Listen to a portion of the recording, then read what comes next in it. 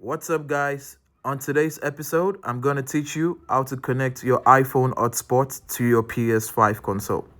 As usual, before we start, we need to ensure our controller is connected. We see the light, so it's connected. Next step is to ensure you have an iPhone present.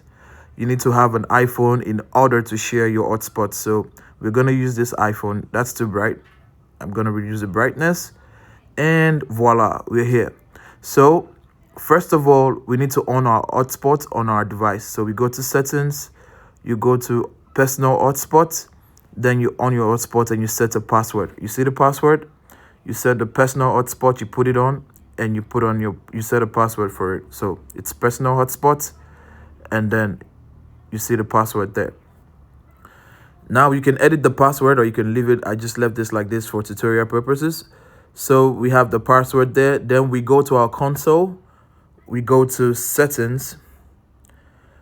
We go to network. Then we go to settings again. Then set up internet connection. You see it right here. So when we set up internet connection, when you come down here, you're going to, under the networks found, you're going to see the device. And that's our device, iWire 12 Pro. Now let's check the phone again so we can check the name of our device to see if it matches.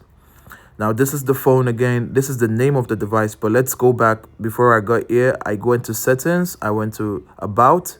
Then you see the name up there. That's iWire 12 Pro. So that's the same device. So we're going to connect the same device.